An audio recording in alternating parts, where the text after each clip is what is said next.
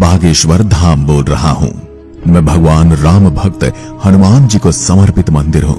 मैं वही बागेश्वर धाम हूँ जो आजकल हर न्यूज चैनल की हेडलाइन बना हुआ है।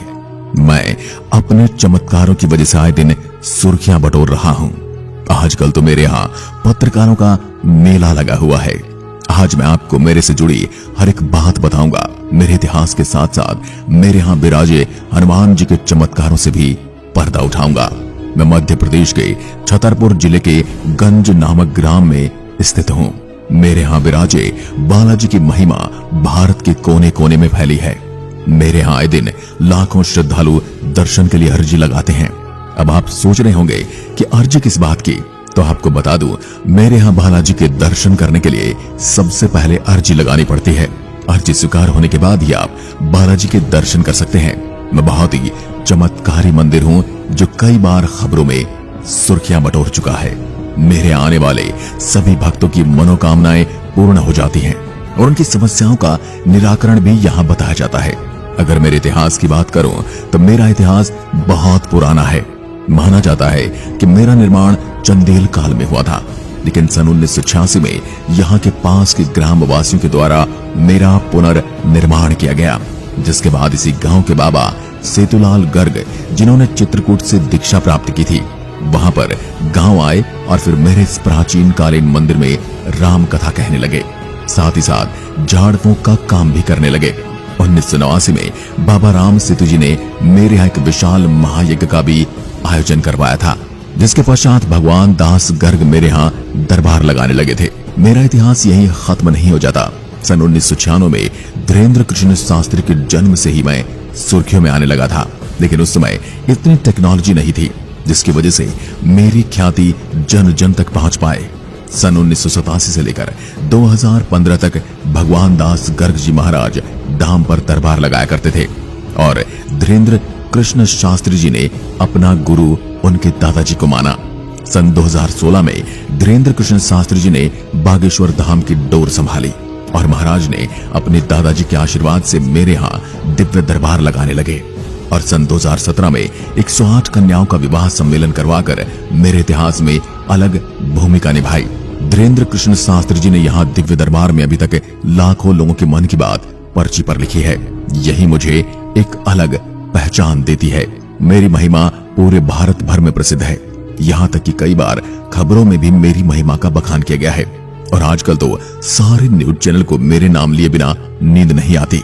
मुझ में हनुमान जी की बालाजी स्वरूप की खूबसूरत प्रतिमा स्थापित है और वर्तमान में महाराज श्री धीरेन्द्र कृष्ण जी यहाँ के महाराज हैं। मेरे सप्ताह के 7 दिन लोगों की समस्याओं के निवारण के लिए एक दरबार का आयोजन होता है, जहाँ पर भक्तजन अपनी समस्याओं को लेकर आते हैं। मेरे इस मंदिर की चमत्कारी महिमा ये है कि आगे संत धीरेन्द्र कृष्ण जी लोगों की समस्याओं को सुने बिना ही बता देते हैं कि किस समस्या से वह व्यक्ति इस धाम में आया है। वे पर्ची पर लिखकर उस व्यक्ति को दे देते हैं और वह किसकी समस्या से गुजर रहा है और उस समस्या का निदान क्या है। कहा जाता है आज तक इस धाम में जो भी व्यक्ति अपनी समस्याओं को लेकर आया है उसकी समस्या का समाधान हुआ है। भूत प्रेत जैसी बुरी आत्माओं से पीड़ित लोग भी समाधान के लिए इस धाम के दर्शन करने आते हैं। अगर आप मेरे यहाँ बालाजी के दर्शन के लिए आना चाहते हैं, ये दरबार में अपनी समस्या का निवारण करना चाहते हैं, तो आपको एक टोकन प्राप्त करना पड़ेगा। यह टोकन कैसे प्राप्त किया जाता है इसकी जानकारी मैं आपको अभी देता हूँ। जो भी लोग मेरे यहाँ दर्शन करने आना चाहते हैं उनके पास इस धाम का टोकन होना जरूरी है। टोकन उन्हीं लोगों को जारी किया जाता है जो मेरे यहाँ आने के लिए अर्जी लगाते हैं। टोकन मेरे यहाँ की सेवा समिति की तरफ से निश्चित समय अवधि के अंतराल में ही वितरित किए जाते हैं। ऐसे में टोकन की समय अवधि क्या है इसे जानने के लिए मेरे यहाँ की आधिकारिक हेल्पलाइन नंबर 8120592237 है, जिस पर संपर्क करके भक्तजन टोकन की समय अवधि के बारे में जान सकते हैं। इसके अतिरिक्त आप स्वयं यहाँ आकर इसकी जानकारी ले सकते हैं। उसके बाद जो तिथि निर्धारित की गई है उस तिथि पर जाकर आप टोकन को प्राप्त कर सकते हैं, जिसके बाद आपकी अर्जी लग जाएगी। मेरे इस धाम के दर्शन के लिए जो टोकन दिए जाते हैं उसमें व्यक्ति की कुछ महत्वपूर्ण जानकारियां जैसे कि उसका नाम, पता और मोबाइल नंबर दर्ज होता है। इस टोकन के जरिए आपको बागेश्वर धाम के महाराज जी से मिलने का अवसर मिलता है, जहां पर आपको आपकी समस्या का समाधान मिल जाएगा। जो लोग छतरपुर जिले में नहीं रहते हैं या फिर किसी अन्य राज्य से हैं, ऐसे लोग चाहे तो घर बैठे बागेश्वर धाम के लिए अर्जी लगा सकते हैं। यहाँ तक कि उसकी प्रक्रिया की जानकारी स्वयं यहाँ के महाराज श्री धीरेन्द्र कृष्ण शास्त्री जी ने बताई है और मैं भी आपको बता देता हूँ। सबसे पहले तो मंगलवार के दिन एक लाल कपड़ा लें और उस कपड़े में नारियल को लपेटें। ध्यान रहे कि इस कपड़े में नारियल को लपेटते समय आपकी जो मनोकामना है या जो समस्या है वो जिसकी समाधान के लिए आप अर्जी लगा रहे हैं उसके बारे में ध्यान करते हुए नारियल को कपड़े में लपेट लें। उसके बाद आपको भगवान बागेश्वर धाम सरकार के माला का जाप करना है और फिर इस नारियल को अपने पूजा वाले स्थान पर रख देना है। इस तरीके से आप बागेश्वर धाम के दर्शन के लिए अर्जी लगा सकते हैं। अब आपने मेरे यहाँ दर्शन के लिए अपनी अर्जी लगाई है या लगाने वाले हैं, तो कैसे पता चलेगा कि आपकी अर्जी स्वीकार हुई है या नहीं? इसके बारे में यहाँ के महाराज ने बताया है, जब आपकी अर्जी स्वीकार होती है तब आपके परिवार के किसी भी सदस्य को लगातार 2 दिन तक स्वप्न में भगवान बागेश्वर की बंदर स्वरूप के दर्शन होते हैं। अगर आपके स्वप्न में बागेश्वर भगवान के दर्शन नहीं हो रहे हैं तो इसका अर्थ है आपकी अर्जी अभी तक स्वीकार नहीं हुई। ऐसे में आपको इससे हताश होने की जरूरत नहीं है। आप चाहे तो अगले मंगलवार को दोबारा अर्जी लगा सकते हैं। आपको बता दूं, अर्जी लगाने के बाद कुछ दिनों तक महत्वपूर्ण बातों का ध्यान रखना पड़ता है। यदि आप मेरे यहाँ के अर्जी लगाने वाले हैं या लगा चुके हैं तो इन बातों पर जरूर ध्यान दें। मेरे यहाँ के लिए अर्जी लगाने वाले लोगों को कुछ समय तक प्याज, लहसुन, मांस या मदिरा से परहेज करना पड़ता है, क्योंकि इस तरह के भोजन को तामसिक भोजन माना जाता है। यानी कि इस तरह के भोजन राक्षसों के भोजन होते हैं और भगवान हनुमान जी कभी नहीं चाहते कि उनके धाम आने वाले भक्त ऐसे तामसिक भोजन का सेवन करके आए। बागेश्वर धाम का अर्जी लगाने के 4 दिनों तक नियमित रूप से ब्रह्मचर्य का पालन करना चाहिए एवं बागेश्वर भगवान के मंत्रों का जाप करना चाहिए। जब बागेश्वर धाम में मंजूरी स्वीकार कर ली जाती है तो अर्जी के लिए जो नारियल बांधे गए होते हैं उन्हें भी बागेश्वर धाम सरकार ले आना चाहिए। जैसे कि आप जानते हैं कि बागेश्वर धाम पहुंचने के लिए भक्तजनों को अर्जी लगानी पड़ती है। ऐसे में यदि आप मेरे यहाँ आए बिना वहां होने वाले आरती प्रवचन को सुनने का लाभ उठाना चाहते हैं तो इसके लिए 2 माध्यम है। इंटरनेट के जरिए आप YouTube चैनल पर एवं टीवी के माध्यम से आप घर बैठे कथा, आरती इत्यादि के दर्शन कर सकते हैं। YouTube पर बागेश्वर धाम का आधिकारिक चैनल बना हुआ है। इस चैनल पर अब तक लगभग 29 लाख से ज्यादा सब्सक्राइबर हैं। यहाँ पर चैनल पर बागेश्वर धाम सरकार की कथा, आरती के वीडियोस अपलोड किए जाते हैं। इसके अतिरिक्त यदि आप टीवी के माध्यम से बागेश्वर धाम सरकार में होने वाली कथा और आरती को देखना चाहते हैं तो इसके लिए आप संस्कार या आस्था टीवी चैनल पर इसे देख सकते हैं। इस चैनल पर बागेश्वर धाम में होने वाली कथा वचन का सीधा प्रसारण किया जाता है। अब आपको बताता हूँ कि आप मुझ तक कैसे पहुंच सकते हैं।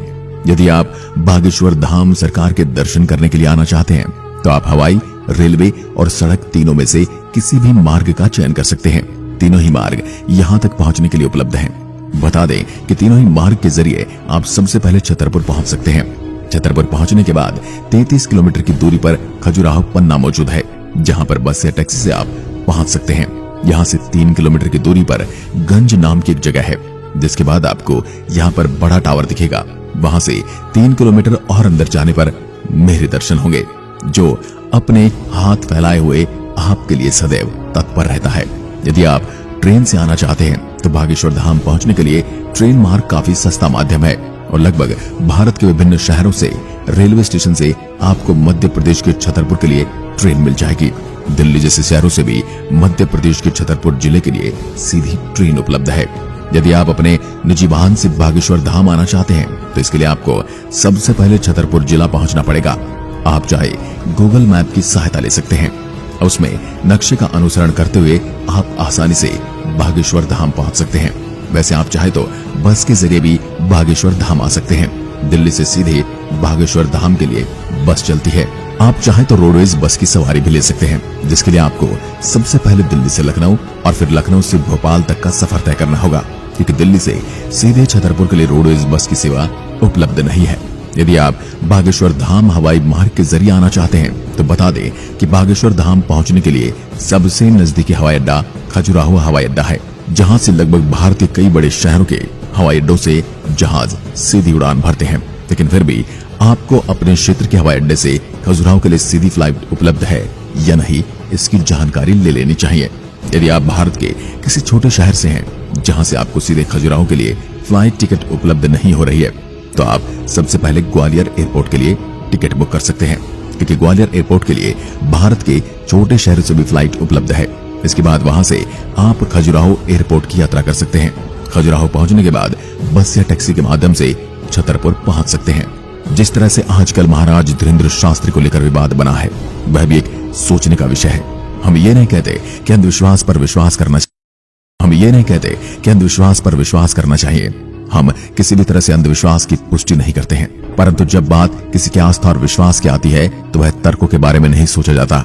आजकल धीरेन्द्र शास्त्री को मीडिया और हिंदू विरोधी ताकतों ने घेरा हुआ है, लेकिन मेरा उनसे प्रश्न ये भी है कि जो दिवाली और जानवरों की बलि के ऊपर काफी ज्ञान और शो चलाते हैं, क्या वह उन धर्मों से क्यों प्रश्न नहीं करते, जानवरों को खाने की वकालत करते हैं? उन धर्मगुरुओं से उन धर्म में व्याप्त बुराइयों पर क्यों प्रश्न नहीं किया जाता?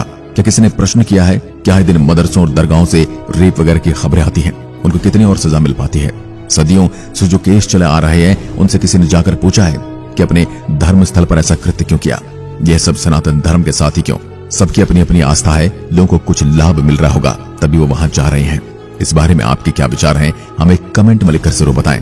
साथ ही अभी तक चैनल को सब्सक्राइब नहीं किया है तो चैनल को सब्सक्राइब करके बेल आइकन जरूर दबाएं। धन्यवाद।